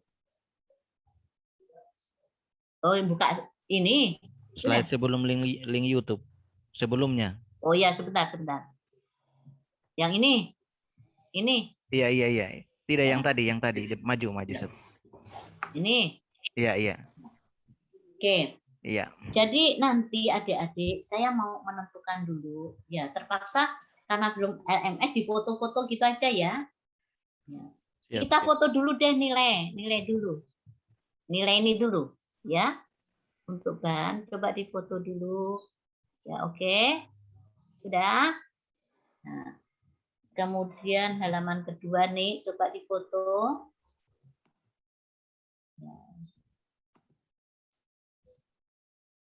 Terpaksa ini ya, karena Ya, sudah, Bu. LMS-nya macet loh. Kemudian ini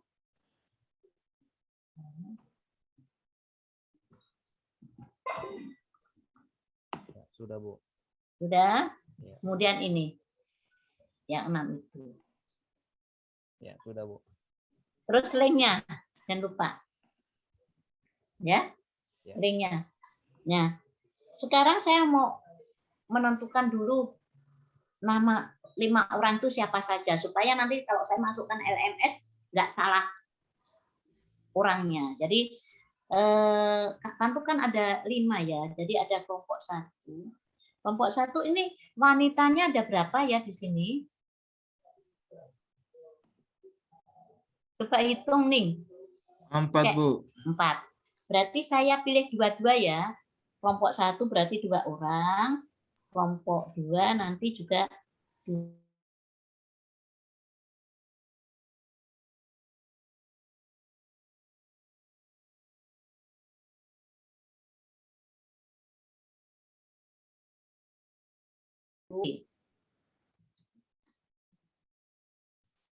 Di Asdianti. Oke. Terus berarti yang kelompok 2 Nining, ya Nining dan Hairati. Supaya nanti kalau LMS-nya terbuka, saya tinggal milih nama ini. Terus sekarang cowoknya itu kan ada 6 ya berarti ya. Nah, berarti 3 di kelompok 1. Nah, kelompok 1 kasih saja Peri. Terus siapa lagi ya? Peri kelompok 1. Tunggu dulu ya. Nah, kelompok 1 Peri. Terus kasih si Tris ya, Tris sama Yopi. Oke, kelompok 1. Kelompok 2 berarti Gede, terus drummer, sama apa satunya? Yang belum siapa tadi satu? Yang satu perempuan, Bu. Perempuan ada 5. Oh, Pipin ya? Ya oke, kalau gitu Pipin. Ketua kelompoknya untuk kelompok 1 berarti si Peri, Tris ini. Ya. Ketua kelompoknya Tris. Kemudian kelompok 2 Gede. Siap, Bu. Oke. Nah, sudah. Jadi itu ya tugasnya, saya sudah catat ini. Nah, sudah 5 ya. Nah, nanti habis ini silahkan kerja kelompok, berarti caranya semua melihat YouTube itu semua. Setelah melihat YouTube ya silahkan tadi kerjakan ya. Jadi mencari permasalahannya apa, terus ya penyebabnya apa. Setelah tahu penyebabnya, maka carilah solusinya. Pemecahan masalahnya, pada melakukan pemecahan masalah, lihat nilai-nilai bela negara. Jadi bukan sembarang memecahkan semaunya, dilihat ya dengan menerapkan nilai-nilai bela negara yang ada 5 tadi. Dan di dalam nilai-nilai bela negara 5, masing-masing ada 6 ya indikator. Oke, understand? Ada pertanyaan? Ya Pak Peri, kenapa? Ya izin Bu, boleh Ibu copy paste link ini ke chat supaya langsung dipindahkan nanti, supaya tidak memudahkan mengetik, soalnya ini banyak varian varian hurufnya. Oh ya, oke gini. Kalau gitu nanti salah satu nanti saya kirim lewat WA siapa gabung ke Ibu 1 orang aja. Peri nanti saya lewatkan WA. Linknya. Oke? Siap. Ya. Jadi ada WA yang berteman dengan Bude, tulis namanya siapa di situ. Nanti saya kirim pribadi ya chat ini ya ke WA-nya Ferry aja, Ferry ya. Oke Ferry. Iya Bu, iya Bu. Tahu nomor HP-nya Bude? Jadi 0813 ya 4107 Terus 7227. Oke? saya ulang. Nanti habis ini baru saya kirim. Saya ulang Bu. Ulang. 0813 0813 Ferry 71. yang Gunawan, gundul sedikit tapi menawan.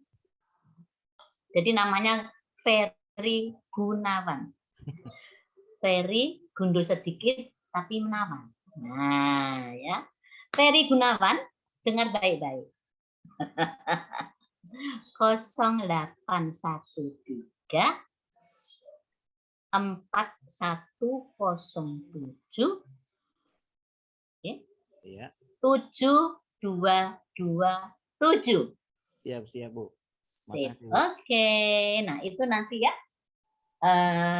apa yang mau kita apa namanya? Adik-adik bisa kelompok ya, silahkan. Kemudian mau dikirim kemana, tunggu sampai LMS jadi. Ya, nggak usah keburu-buru, jangan dikirim japri, Budi, ya, nggak usah. Nah, nanti besok masuk lagi ya. Nah, kalau masuk lagi, nanti itu dipaparkan, ya, tugas yang dibikin itu dipaparkan, ya, dipaparkan dalam masuk berikutnya, materi berikutnya. Oke, understand sampai sini, ya. Pada saat apa namanya pemaparan atau masukkan di LMS, nanti jangan lupa PDF ya, PDF, jangan Word. Nah, kalau pas pemaparan bolehlah Word atau PowerPoint atau Word saja ya, tapi pada saat masuk LMS dalam bentuk PDF, jangan pakai bentuk macam-macam, combine dulu di PDF, karena kalau Word setengah mati Budi akan koreksi, karena harus download lagi, harus kirim ke sana, baru bisa dibaca. Kalau PDF klik langsung bisa dibaca. Oke? Ada pertanyaan, Sip? Sudah tahu tugasnya? Sebentar, saya kirim linknya ya. Kalau nggak ada, tapi segera siapa siapa Ferry ya, berkenalan dengan Bude dulu. Belum masuk, nanti aja ya. Oke, Ferry. Oke. Nah, sekarang kalau nggak ada pertanyaan, saya mau mencoba ya. Mencoba, apakah bangsa Indonesia ini sekarang ini termasuk negara yang terpuruk atau enggak? Ada data bahwa bagaimana sih negara Indonesia? Coba saya kasih, masih ada waktu 15 setengah jam. Oke, boleh ya, saya stop share dulu. Oke ya, kemudian saya bukakan dulu.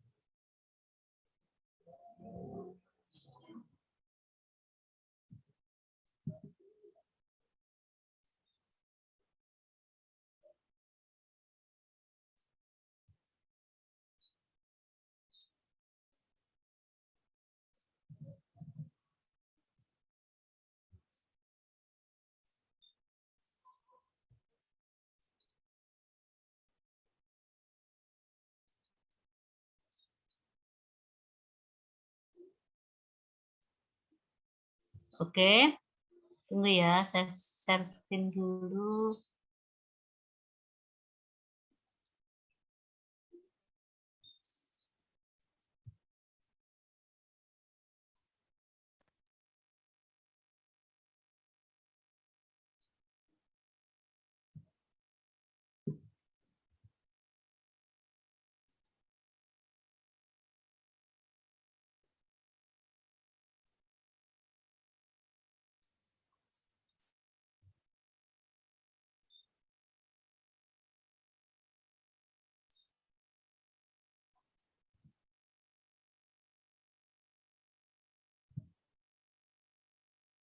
Oke.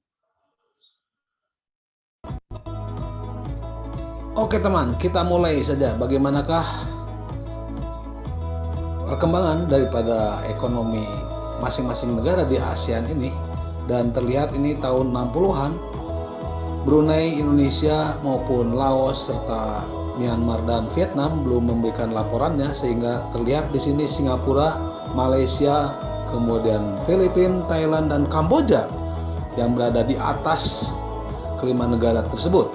Dan kemudian tahun 64 Brunei Darussalam ternyata memberikan laporan dan hasilnya langsung melejit menjadi urutan pertama, menggeser daripada Singapura menjadi urutan kedua.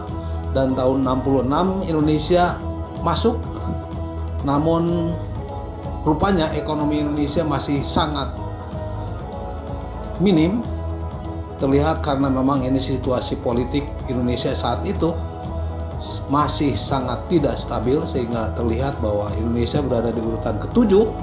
Kemudian juga di bawahnya Laos, Myanmar dan Vietnam tidak atau belum memberikan laporan, sehingga terlihat di sini ada pergeseran di mana Filipina tergeser oleh Thailand, tetapi tergeser kembali. Filipina menggeser kembali Thailand menjadi urutan ke-5, sedangkan Filipina menjadi urutan ke-4, dan Indonesia menyusul Kamboja teman. Kemudian juga terjadi susul menyusul di tahun 72, ternyata Thailand menyusul Filipina, dan Brunei Darussalam masih tetap di urutan pertama. Kemudian Filipina kembali menyusul Thailand. Lihat saja teman bahwa memang walaupun Indonesia GDP secara aset nasional atau kegiatan ekonomi, aset nasionalnya tertinggi di ASEAN, tetapi populasi penduduk Indonesia yang begitu banyak sehingga kemakmuran jauh sekali di bawah Brunei Darussalam yang hanya ratusan ribu jiwa saja. Tetapi lihat Singapura dari tahun 70-an ternyata memang sudah menjadi kekuatan ekonomi di ASEAN ini teman.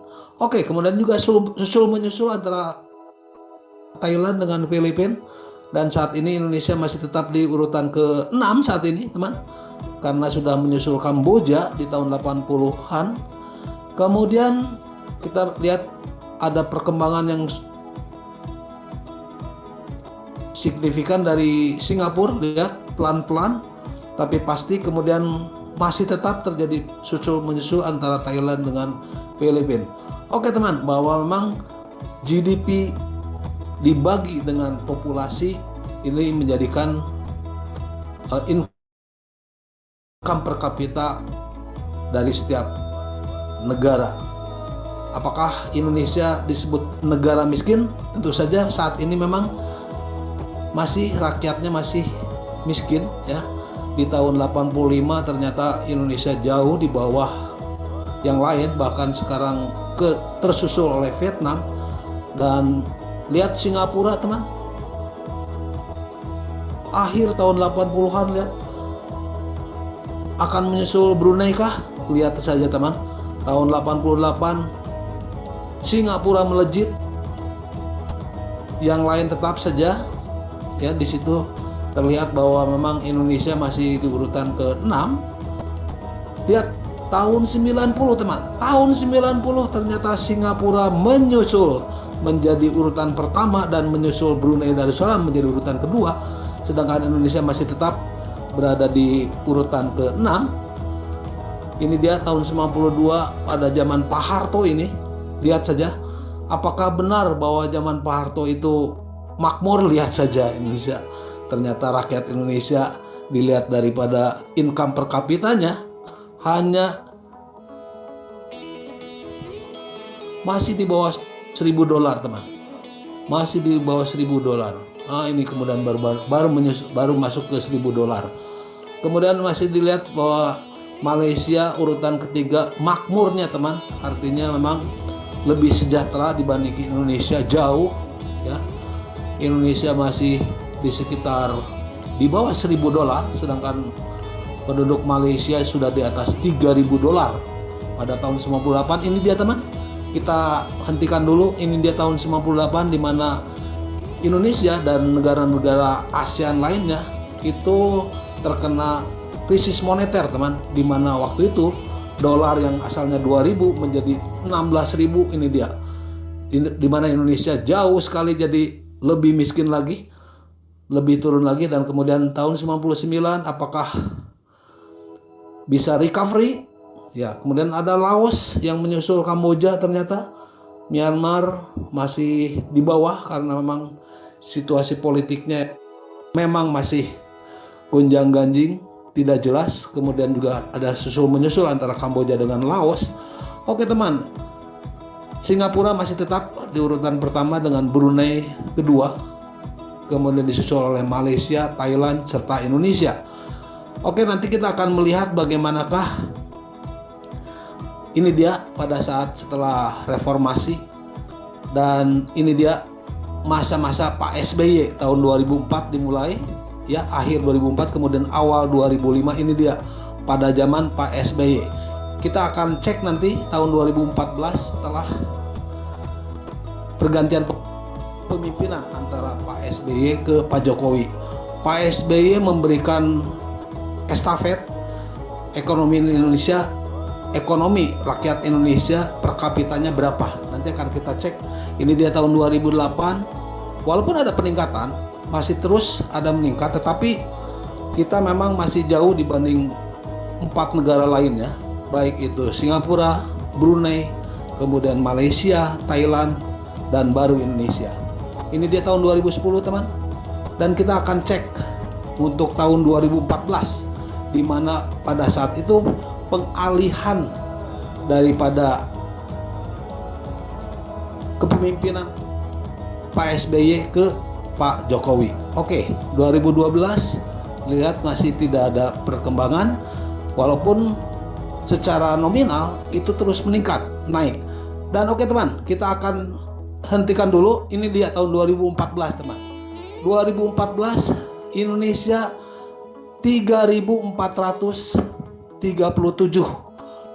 per tahun teman. Ini dia pada saat penyerahan dari Pak SBY ke Pak Jokowi. Apakah dari Pak SBY ke Pak Jokowi ini ada peningkatan? Coba lihat nanti. Oke, kita lihat apakah ada peningkatan secara nominal teman. Kalaupun urutannya masih tetap ya, sekarang urutan kelima di atas Filipina. Yang semula tadi Filipina di atas Indonesia, sekarang sudah Indonesia di atas Filipina. Oke, 2017 masih terus meningkat teman, masih terus naik ya. Jadi sekarang sudah di atas 4.000 teman, sudah di atas $4.000 per tahun. Ini dia per kapita masing-masing penduduk Indonesia secara rata-rata teman. Dan ini kita lihat tahun 2020. Oke, tahun lalu kita akan stop dulu. Tahun 2020 akan kita bandingkan pada saat tahun 2014. Ini dia teman. Pada saat itu tadi 3.000 sekian, dan saat ini 4.510. Oke. Ya.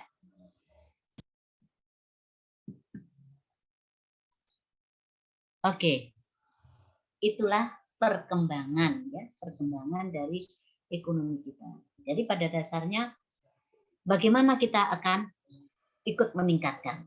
Sudah 4.000 ya, 4.000 ya dolar per kapita. Jadi kalau orang bilang bahwa kita ini maksudnya tidak bertambah, ya enggak lah. Ya, yang dulunya di bawah loh, di bawah 1 ya, 1.000 atau $1, sekarang sudah 1.000 ya, 1.000 sekarang sudah 4.000. Nah, jadi kita orang pemerintah harus bisa. Kan kita ini orang pemerintah ya. Bagaimana mendukung supaya terus meningkat ya untuk per kapitanya. Dan memang kita rasakan sekarang ya. Contohnya kenapa kita sekarang meningkat ya. Jadi dilihatlah sekarang hampir beli motor itu kecil. Semua bisa kok beli motor aja. Ya, itu menunjukkan bahwa per kapita kita meningkat. Hampir semua rumah punya motor. Kan gitu ya. Dan hampir semua orang sekarang bisa makan 3 kali sehari. Nah, gitu ya. Jadi itulah cara kita melihat. Dan melihat sejahtera suatu bangsa kita lihat per kapitanya. Oke, saya kira sampai di sini ada pertanyaan. Nah, kita bahas sebelum kita berakhir supaya kita setelah berakhir bisa terserah melanjutkan tugas kelompoknya. Tugas kelompok jangan lupa habis ini bekerja tugas kelompok ya seperti yang Budi sampaikan tadi. Oke, kalau ada pertanyaan silakan tentang ya silakan. Kalau enggak menyimpulkan ya. Setidak-tidaknya merefleksikan apa yang adik pahami tentang tadi ya, tentang apa yang saya putarkan tadi. Oke, Tris, apa Tris? Iya, terima kasih kesempatan Ibu yang diberikan.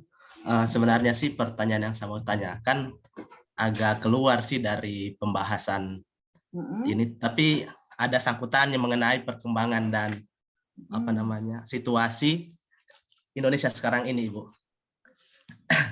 Ya, jadi saya sempat dengar isu mengenai 3 wacana besar yang ada di Indonesia. 3 wacana besar yang ada di Indonesia, salah satunya itu yang pertama, tadi bagian Nusantara, itu perubahan nama Indonesia menjadi nama Nusantara. Terus yang kedua, nilai mata uang dari digit Rp1.000 itu diubah menjadi Rp1. Seperti itu. Terus yang ketiga,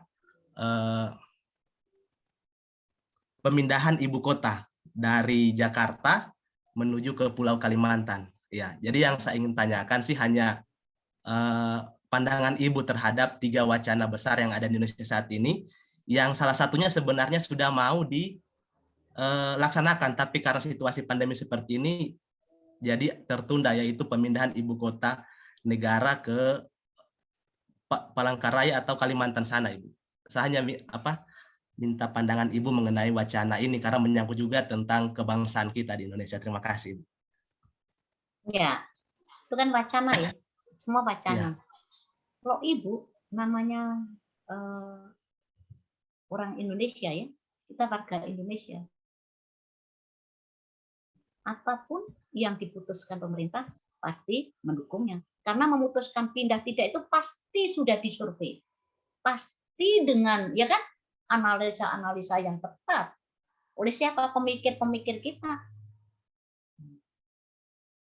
Pesannya Budi, mau diganti itu Nusantara apapun, kita orang pemerintahan harus mendukung. Contohnya vaksin. Vaksin itu kan untuk memberantas COVID. Jadi jangan kita menjadi nggak mendukung.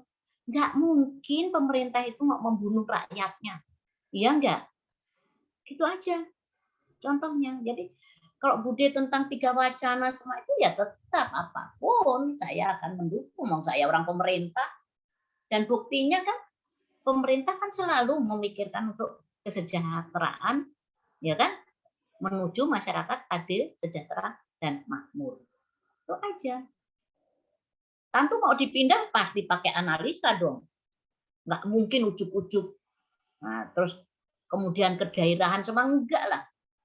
Pasti sudah memikirkan. Semua itu sudah dipikirkan. Bagaimana harus pindah ya. Karena mungkin ya Jakarta kayak apa modelnya. Dan itu ahli-ahli semua. Kita akan serahkan kepada ahlinya. Ya kan gitu. Kita ikutin aja. Dan buktinya pasti pemerintah itu siapapun presiden kita pasti memikirkan ke sana rakyatnya. Ya.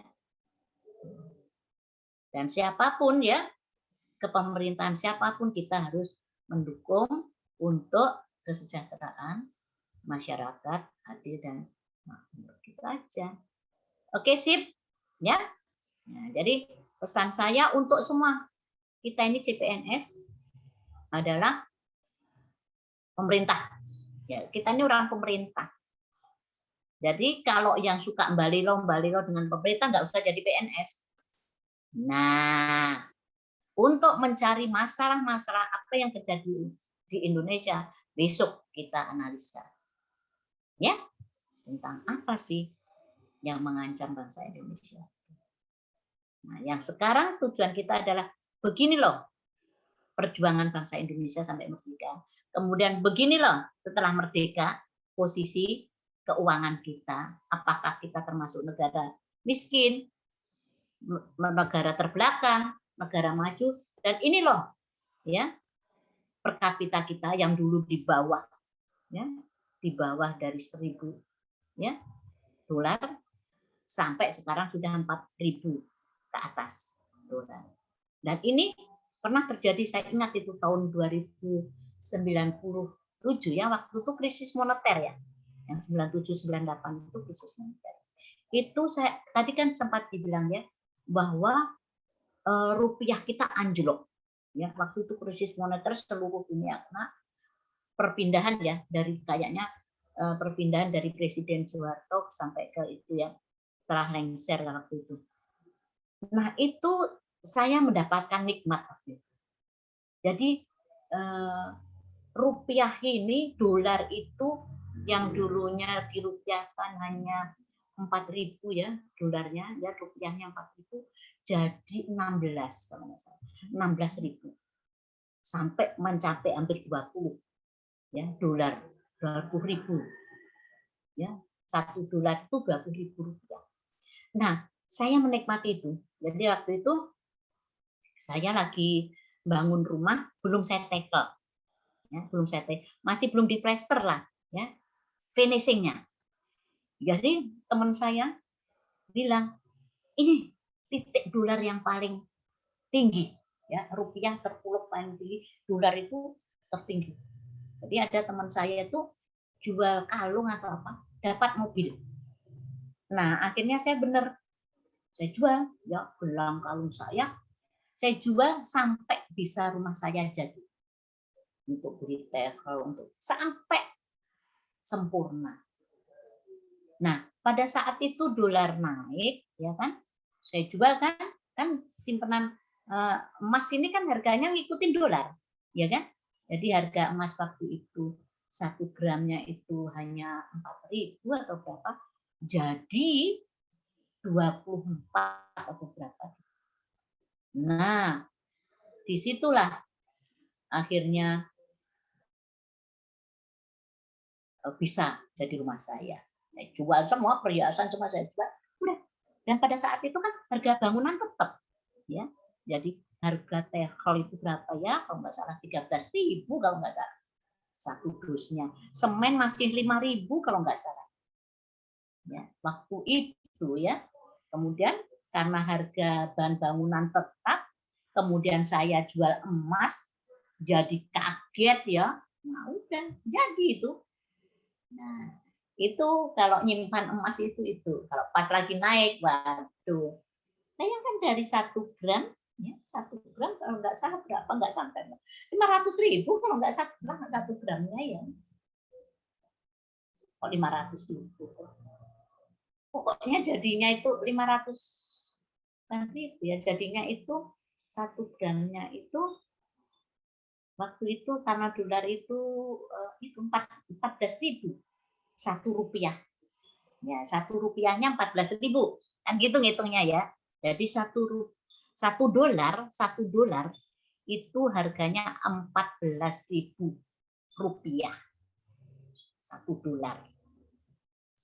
Jadi kalau dikalikan kan banyak sekali. Dan sampai 1 dolar itu mencapai 16 atau sampai 20.000 rupiah. 1 dolar 20.000 rupiah. Dan nilai per kapita itu biasanya dihitung dolar. Dan gitu ya. Oke, saya kira itu ya. Nah, adik-adik saya kira cukup hari ini. Waktu kita juga habis. Ya, kita sudah dengar azan. Kita siap-siap untuk sholat zuhur juga. Nah, adik-adik, materi kita untuk wasbang ya, kita cukupkan di sini. Nah, insya Allah kita ketemu lagi di materi berikutnya. Dan jangan lupa ya, kita tetap mengerjakan kelompok. Tugas kelompoknya tetap dikerjakan. Cuma masukkan LMS nanti saja sampai stabil. Kalau nggak masuk LMS nanti dipaparkan, gitu aja. Ya, sip ya. Oke, kalau gitu saya akhirin sampai di sini. Saya kembalikan ke Pak Rahmat. Mungkin Pak Rahmat nanti diakhirin dengan doa deh. Nah, tadi kan siap. ya, Laporan sudah Bunda ya? Nggak usah, doa aja langsung. Oke, siap. Ya. Oke, terima kasih. Mm. Assalamualaikum warahmatullahi wabarakatuh. Terima kasih. Kita berikan aplaus dulu dong untuk Iya. materi kita kesempatan kali ini, teman-teman ya. Terima kasih Bu Yuli sudah mengantar teman-teman ini untuk agenda pembelajaran pertama. Kayaknya masih pada semangat, tapi stop. Kita berakhir di sini untuk kelompok 2 karena nanti yang masuk kelompok 1 dan kelompok 3. Nah, ini bertanya atau tepuk tangan nih Pak Yopi? Tepuk tangan kali. Terima kasih sekali lagi saya ucapkan kepada Ibu Yuli sudah Ya, memfasilitasi teman-teman dan dengan berakhirnya sesi ini maka ruangan ini juga akan saya tutup.